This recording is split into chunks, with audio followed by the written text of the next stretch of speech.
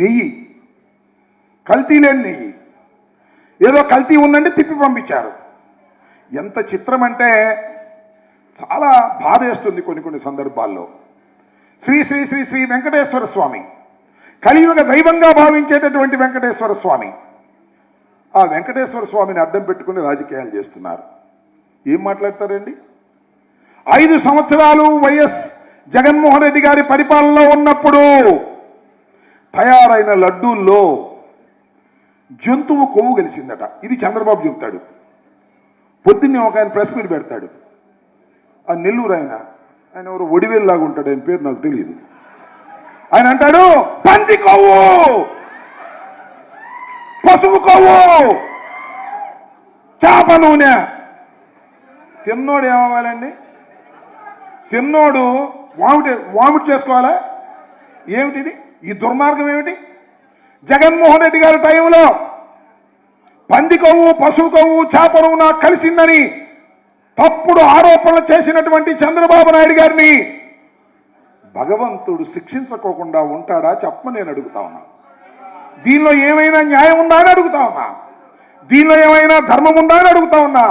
దీనిలో ఏదైనా ఉంది అంటే అది జగన్మోహన్ రెడ్డి గారి మీద కక్ష తప్ప ఏమైనా ఉందా చంద్రబాబు నాయుడు అని అడుగుతా ఉన్నా. ఆ ఈవో ఏమంటాయంటే ఆ కల్తీ ఉందని వనస్పతి ఉంది, దానిలో కలిపారని తిప్పించేసేవాడిని అంటాడు. చంద్రబాబు లేదు వాడేం అంటాడు. ఆయన టైంలోనే, మన టైంలో కాదు.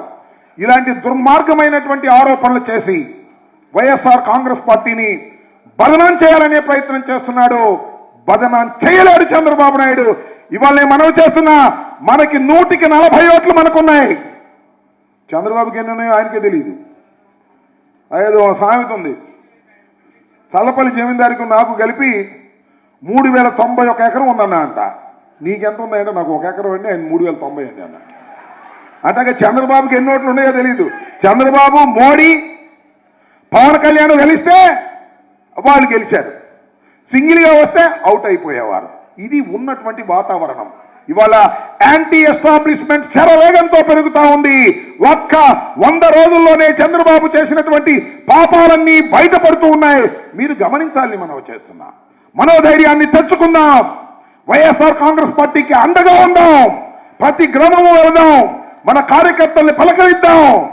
స్కీములు రాగా అల్లాడిపోతున్నటువంటి ప్రజానీకానికి అండగా ఉందామనే విషయాన్ని కూడా ఈ సందర్భంగా మీ అందరికీ మనవి చేస్తూ, రాబోయే కాలంలో వేదిక మీద ఉన్నటువంటి పెద్దని అందరి సహకారం నాకు కావాలి. నేను మనవి చేస్తున్నా, నేను పెద్ద నాయకుడిని అని నేను అనుకోను.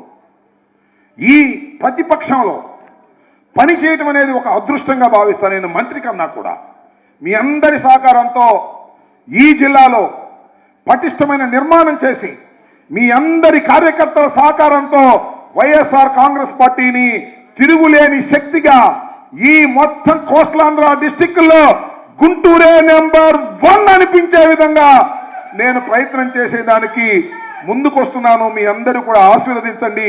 వైఎస్ఆర్ కాంగ్రెస్ పార్టీని బలోపేతం చేసేందుకు రాబోయే కాలంలో ప్రతి నియోజకవర్గం రివ్యూ చేసుకుంటాం. ముందు తర్వాత ప్రతి మండలం వస్తాం, ప్రతి నియోజకవర్గంలో మీటింగులు పెడదాం, నిరంతరం పని చేసుకుంటూ ముందుకు వెళదాం. మరి ఇందాక అయోధ్యరామరెడ్డి గారు చెప్పినట్టుగా జమిలీ ఎన్నికలు వస్తాయో, మరికొంతమంది చెప్పినట్టుగా 7, 9 అవుతాయో, మొత్తం 175, 225 అవుతాయో, ఏది జరిగినా సిద్ధంగా ఉండి మన పని మనం చేసుకుంటూ చిత్తశుద్ధిగా ముందుకు వెళ్ళినప్పుడు చెప్పారు సజ్జల రామకృష్ణారెడ్డి గారు, ఈ 5 సంవత్సరాల పరిపాలనలో అక్కడో ఇక్కడో చిన్న తప్పులు జరుగుతాయి. కార్యకర్తలు కొద్దిగా ఇబ్బంది పడి ఉండవచ్చు. వాటన్నిటినీ నెమర వేసుకొని రాబోయే కాలంలో కార్యకర్తలకు అండగా ఉండే విధంగా జగన్మోహన్ రెడ్డి గారి దగ్గరికి మీ సమస్యలను తీసుకువెళ్లి పరిష్కరించే విధంగా ప్రయత్నం చేస్తామని సవినయంగా మనవి చేస్తూ, మీ అందరి ఆశీస్సులు, మీ అందరి సహకారం వైఎస్ఆర్ కాంగ్రెస్ పార్టీ గుంటూరు జిల్లా అధ్యక్షుడిగా నిర్వహించడానికి కావాలని సవినయంగా మనవి చేసుకుంటూ మీ దగ్గర సెలవు తీసుకుంటున్నాను. జై హింద్, జై జగన్.